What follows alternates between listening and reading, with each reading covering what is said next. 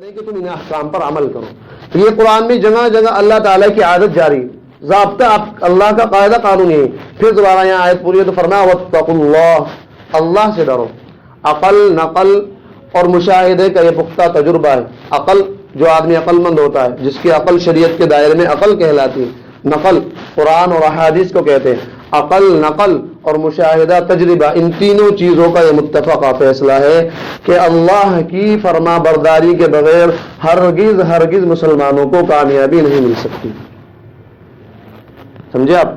اللہ کی فرما برداری کے بغیر ہرگز مسلمانوں کو کامیابی نہیں مل سکتی. جب تک اللہ تعالیٰ کے تمام احکام پر عمل نہیں کیا جائے گا, اللہ تعالیٰ کے تمام قوانین پر عمل نہیں کیا جائے گا, کامیابی تو چھوڑ دیجئے, کامیابی سوچنا بھی غلط ہے. آپ تمام قرآن اور احادیث کو اٹھا کے دیکھ لیجئے, تمام آثار کو اٹھا کے دیکھ لیجئے, صحابہ کے حالات کو اٹھا کے دیکھ لیجئے کہ جہاں جہاں صورتاً صحابہ کا ارادہ نہیں تھا اللہ تعالیٰ کی نافرمانی کرنے کا, لیکن صورتاً بغیر ارادے کے کوئی اللہ تعالیٰ کی نافرمانی ہو گئی معمولی سی, وہاں اللہ تعالیٰ کی مدد ہٹ گئی. آپ جنگ احد کو دیکھیے, جنگ احد کا میدان قائم ہے. ایک پہاڑی پر چٹان ٹیلے پر اللہ کے نبی نے 50 صحابہ کو متعین کر دیا کہ یہاں جمے رہنا ہے, یہاں سے ہلنا نہیں ہے, کچھ بھی ہو جائے, کچھ بھی تم معاملہ دیکھو ہمارے ساتھ, تم 50 لوگوں کو یہاں متعین رہنا, جو اپنے زمانے کے مشہور تیر انداز تھے. اب 50 صحابہ کو وہاں متعین کیا. ادھر نبی اکرم صلی اللہ علیہ وسلم بذات گرامی خود, آپ کی ذات اقدس خود میدان احد میں موجود ہے, جہاد کر رہی ہیں, صحابہ موجود ہیں, 50 صحابہ ٹیلے پر موجود ہیں, تیر انداز, اور وہ دیکھ رہے ہیں ادھر سے کہیں سے کوئی دشمن نہ آ جائے. چنانچہ کچھ دیر کے بعد معاملہ یہ ہوا جنگ احد کا کہ صحابہ نے دیکھا, جو 50 صحابہ متعین تھے پہاڑی پر, کہ کفاروں کو شکست ہو رہی ہے اور وہ بھاگ رہے ہیں اور مسلمانوں کو فتح ہو رہی ہیں, اور انشاءاللہ معلوم ایسا ہوتا ہے کہ اب فتح بالکل قریب ہے. چنانچہ جب انہوں نے دیکھا کہ کافر اپنے مال دولت سب چیزیں چھوڑ کے بھاگ رہے ہیں, اپنی سواریاں سب چیزیں چھوڑ کے بھاگ رہے ہیں, تو ان میں سے اکثر صحابہ کی رائے ہوئی کہ ٹیلے پہ سر اتر کر اب ہمیں مال غنیمت سمیٹنا چاہیے, مال غنیمت سمیٹنا چاہیے. مال غنیمت وہ جو کافر لوگ میدان میں چھوڑ کے بھاگتے تاکہ مسلمانوں کو فائدہ ہو. اس وقت جو صحابہ کے 50 صحابہ کے امیر تھے, انہوں نے منع بھی کیا کہ دیکھو اللہ کے نبی نے فرمایا تھا کہ اس جگہ سے بالکل نہیں ہلنا, چاہے کچھ بھی ہو جائے. لیکن کیونکہ اکثریت صحابہ کی ایسی تھی, وہ چاہتے تھے کہ مسلمانوں کو مال غنیمت ملے, لہٰذا جب کافی لوگ بھاگ رہے ہیں تو انہیں بھاگنے دو, اپنا مال غنیمت حاصل کرو. آپ کے ذہن میں یہ بات بالکل نہ ہے کہ خدا نخواستہ صحابہ نے دنیا کی وجہ سے ایسا کیا, کیونکہ شریعت کا قاعدہ یہ ہے کہ جو آدمی جہاد میں شریک ہو, چاہے وہ کچھ کام بھی نہ کرے, پھر بھی اس کو مال میں سے حصہ ملتا ہے. چنانچہ اگر یہ 50 صحابہ وہاں موجود رہتے, مال غنیمت اکٹھا نہ کر دے, جب بھی ان کو اس مال میں سے ملنا لازمی تھا, لیکن انہوں نے او مسلمان بھائیوں کی وجہ سے نیچے اترنے کا ارادہ کیا تاکہ پورا مال غنیمت سمیٹے اور مسلمانوں میں تقسیم ہو.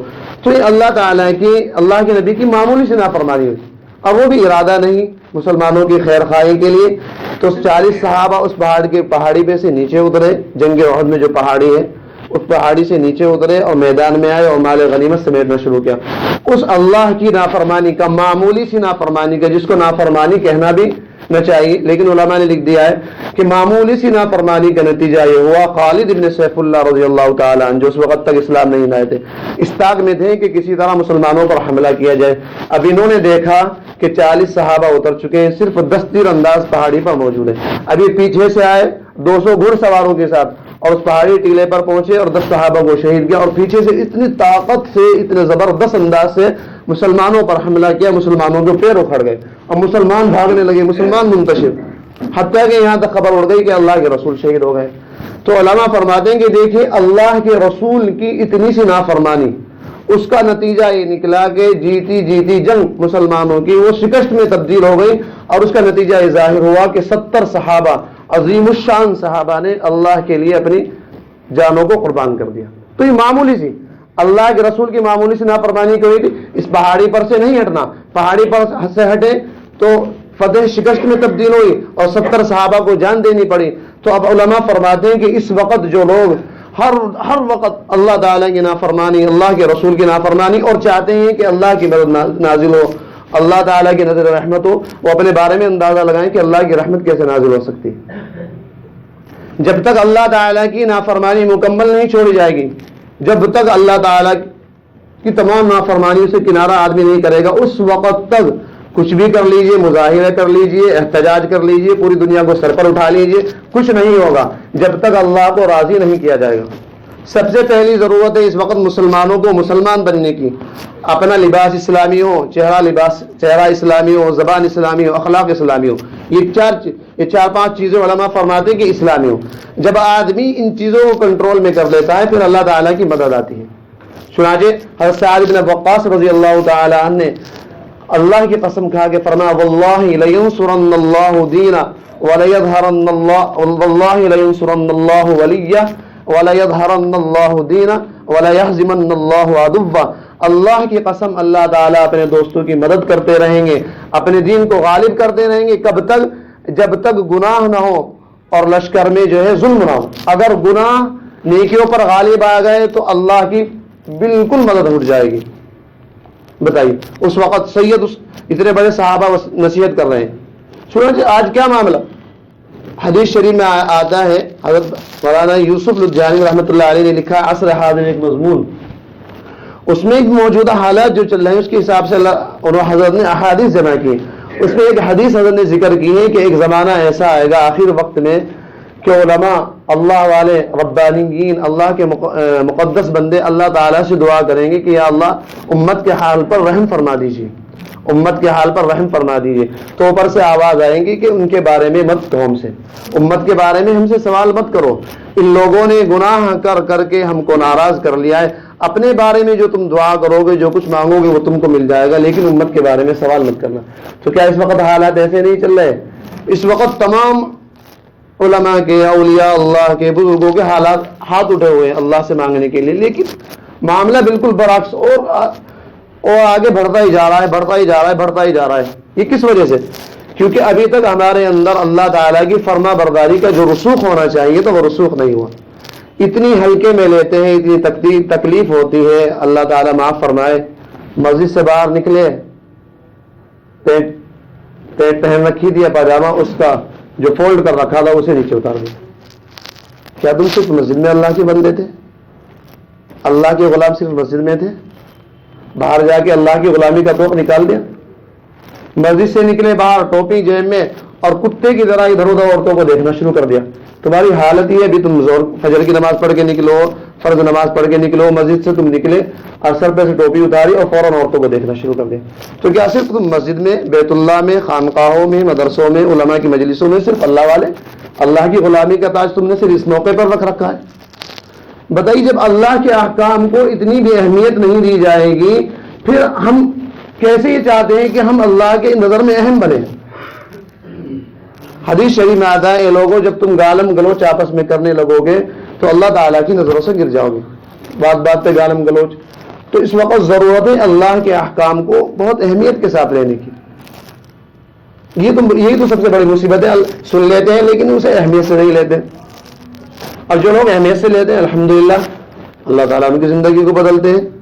تو خوشی ہوتی ہے کسی پہ، وہ پہلے بھی کئی دفعہ کہہ چکا ہوں، کسی پر طعنہ طنز الیاذ باللہ مقصود نہیں ہوتا، لیکن جن لوگوں کے ٹخنے کھلے ہوئے دیکھتا ہوں تو الحمدللہ بہت خوشی ہوتی ہے، واقعی بہت خوشی ہوتی ہے۔ اللہ تعالیٰ ہم سب کو اس پر عمل کرنے کے، جن گناہوں سے بچ سکتے ہیں تو ان گندگیوں کو تو دفع کریں۔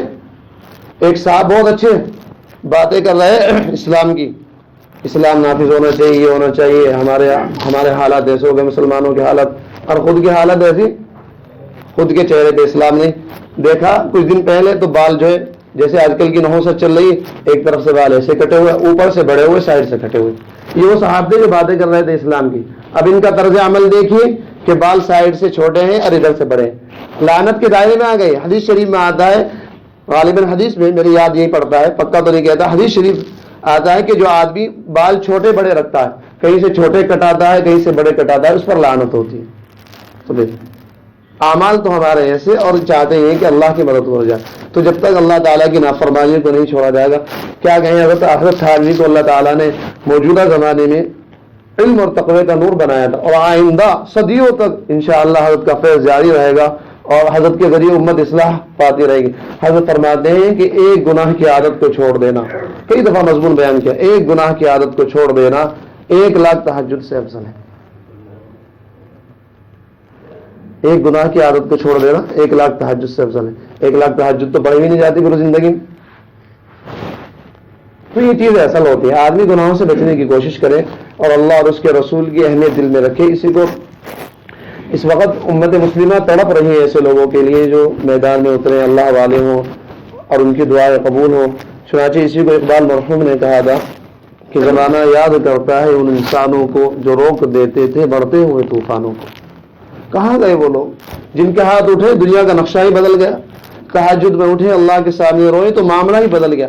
چنانچہ ایک بزرگ کے بارے میں آتا ہے معلوم ہوا تاتار قوم آ رہی حملہ کرنے کے لیے. تاتار اس وقت بہت سخت قوم تھی, حتیٰ کہ مسلمانوں پر علماء نے لکھا ہے تاریخ دعوت و عظیمت میں حضرت سید ابو الحسن علی ندوی نے اتنا قتل عام مسلمانوں کا کیا گیا بغداد شہر میں کہ بغداد کا جو مشہور دریائے دجلہ فرات وہ پورا رنگین ہو گیا. اتنا قتل عام اور اتنی ہیبت مسلمانوں کے اندر تاتاریوں کی تھی. ایک عورت نے بغداد کی گلی میں ایک مسلمان کو پکڑا اور کہا یہیں کھڑے رہنا میں بھی آ رہی ہوں. ہیبت اور ڈر کے مارے وہیں کھڑا رہا. وہ عورت خنجر لے کے آئی اور اس کو ذبح کر دی. تو اتنی زبردست. تو اس وقت ایک بزرگ تھے, انہیں معلوم ہوا کہ تاتار قوم ملک شام پر حملہ کرنے آ رہی. ملک شام میں موجود تھے وہ, تو حضرت کے پاس پیالہ رکھا تھا.